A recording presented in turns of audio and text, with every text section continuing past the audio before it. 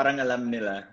Yes, totoo, No? diba? Kaya parang pati ako mismo, nahihiyan ako kay Laris na, uy, sorry, kasi action na, tapos biglang nag-ingay. So, makakat siya. Pero ano niyo yun, napaka-supportive nila. Okay lang yan, okay lang yan. Tinatawanan lang nila, dinadaan nila sa tao. Pero di ba nakaka-light ng pakiramdam yung ganun? Yes. Ano pa ba yung mga break time stories natin? Yung pag lala yung ginagawa sa set ng The Four Bad Boys and Lee. Ano naman?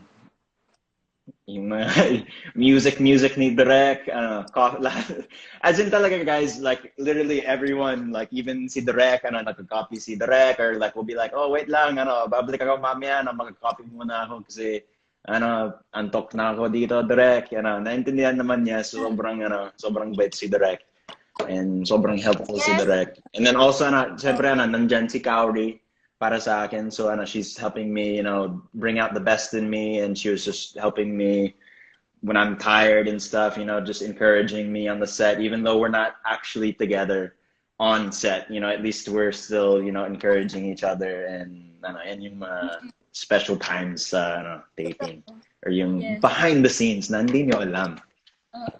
Minsan nga sobrang aga start kasi, di ba iba yung time difference, sobrang aga start. So ako antok, ganyan.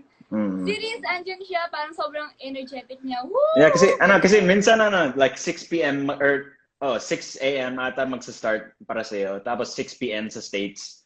Tapos hanggang mga 3 a.m. or 4 a.m. So ako sobrang antok kasi gabi na. Tapos si Kaori, kagigising lang niya. So ako may energy sa beginning kasi may energy pa ako. Tapos, kailangan ko, buhatin si Kaori, definitely to, help give her energy. And then same thing naman, later on, whenever I get tired, she's there to help me and encourage me whenever, I need that little boost of energy. Pero yung pizza ni Direk talaga, yung pizza, yan yung, hype talaga. Oo, every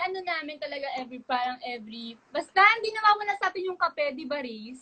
Yes. Pero speaking of kape, wait lang, Riz. Siyempre, hindi pwedeng mawala yung hindi natin gagawin yung kape ngayon. So, meron ako ritong mug. Yan. Wow! It's coffee time. Yes. Siyempre, ayan. Titimpla muna ako. Sige. Alam mo kasi ako, sobrang gayahin kita. Ay, gaya ka, de, joke.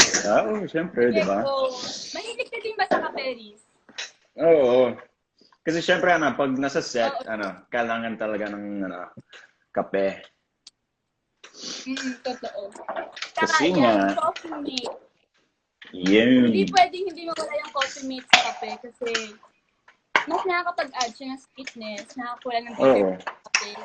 So yan, coffee mate. Hindi siya pwedeng mawala sa kape. Kahit nung nasa US ako, kailangan ko yan talaga. Diba? Yes, nakakamiss siya. Ayan.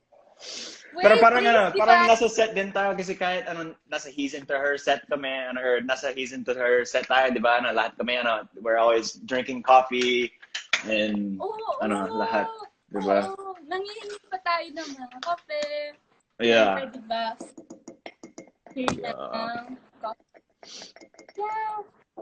Actually ako tatlong kutsarita. Wow! Iba! Yan. Yes. Wait lang. Yan, Ako, guys. anytime talaga pwede ko uminom ng kape. As in, makakainom ako ng kape. Sobrang hilig ko kasi talaga sa kape. Ako, depende sa oras. Kasi minsan, pag... Ay... Kasi minsan pag,